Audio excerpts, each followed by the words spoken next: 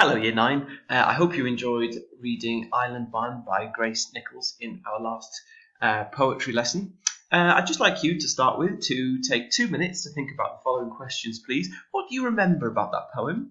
What was the context of that poem? And what had happened in the island man's life? Just take 2 minutes, please, to explore those ideas and try and remember what you can from that poem.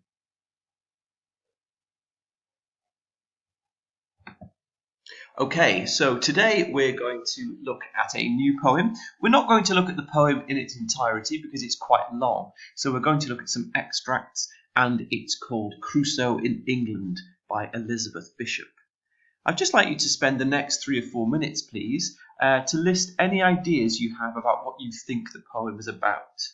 So if we were thinking about our still structure here, we'd be thinking about T, the title. What does it suggest? What is Bishop referring to in this title? Who is Crusoe, and why is it relevant that he's in England?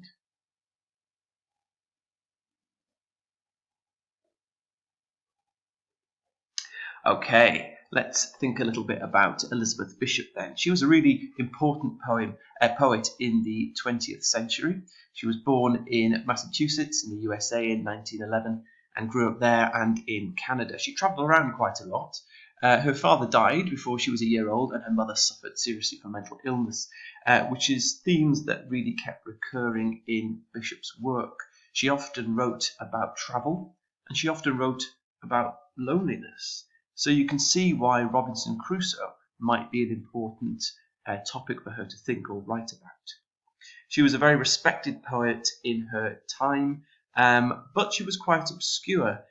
However, her reputation has really grown, and a lot of people consider her to be one of the most important American poets of the 20th century. So, as we already know, Robinson Crusoe is a very famous novel written by Daniel Defoe in 1719. We've already made reference to it in this Islands module, and you've already had a think about it in terms of thinking about settings for literary islands. As you know, it tells the story of a man who is shipwrecked and alone on a desert island. The book is told a bit like an autobiography.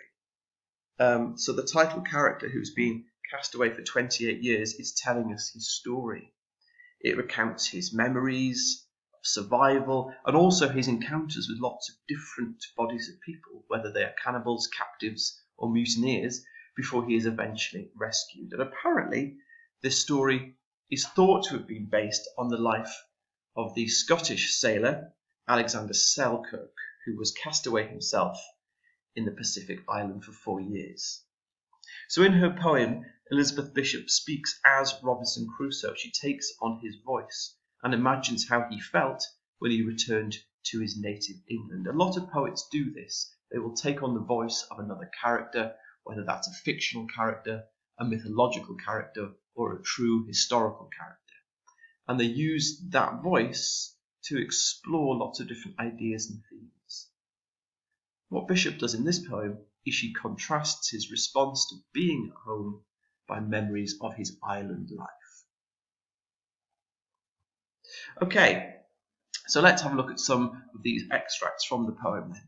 Elizabeth Bishop's poem is a mixture of descriptions. Sometimes she describes an island Crusoe was shipwrecked on, and sometimes she describes England where he's returned back to. Look at the descriptions below, and then I want you to answer the questions that follow on the next slide. So firstly, just take 5 minutes or so to pause the film and to read the different descriptions. The ones on the left-hand side are of the desert island, and the ones on the right-hand side are describing what life was like in England.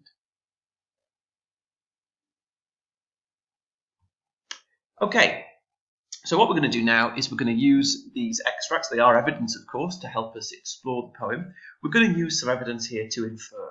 We're going to think about what is being suggested by these extracts. What I'd like you to do is answer each of the questions in the boxes using a quote from the extract it is next to.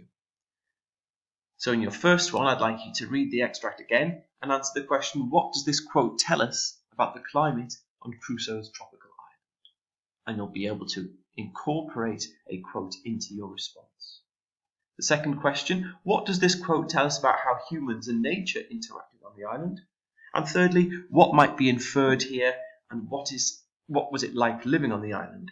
What might his mental state have been like? I want you to take 10 minutes, please, to answer those questions. Next, we're going to think about using evidence to imagine. So I want you to think about what other ideas these quotes might generate here. Answer each of the questions again using a quote from the extract next to it. So your first question is, why do you think England doesn't feel like an island? Secondly, how do you think Crusoe feels about living in England? Is the safety of home what he thought it would be? And finally, why does Bishop focus so much on the object of the knife in this last extract? Think back here to your sci-fi lessons when you use an object to help you tell a character's story. Take 10 minutes, please, to answer these questions. Okay, so we've seen quite a lot of evidence there. We've looked at these extracts from the poem, and we've really explored the inference and really imagined what's going on behind them in terms of mindsets as well. So in your sci-fi lessons, you used evidence to express a very clear opinion about Katniss Everdeen from the Hunger Games. You thought about her as a cold-hearted person or maybe as a really loving person, and you were able to use evidence from the extract from the Hunger Games to back up your opinion about Katniss. We're going to do a similar process now with this poem. I want to answer the following question, expressing a clear view and opinion. In the poem Crusoe in England by Elizabeth Bishop, where is Crusoe happiest? On the tropical island or back home in England? You can see here there's a structure to help you. So you might start with, in my opinion, and express what your opinion is here. Then I'd like you to include, we can see this in, so you can bring in your quote, a bit of evidence from the extracts. And then you can put a bit more evidence here by using the term furthermore. Then you're going to conclude and finish by restating your opinion, making reference to some more of the evidence from the poem or some of the evidence that you've already used. And you're going to finish with a line, so it is clear to see that. You will then be finished with a full paragraph explaining your view on this issue, which is backed up with evidence from the extracts. Take 12 minutes, please, to do this activity. Okay, Year 9, I hope you've come up with some really strong opinions there and been able to back them up with evidence from the text. And I hope you enjoyed reading these extracts from Crusoe in England. If you'd like to read the entire poem, you can search for it online, and it is available, I think, on the Poetry Foundation website. Thank you.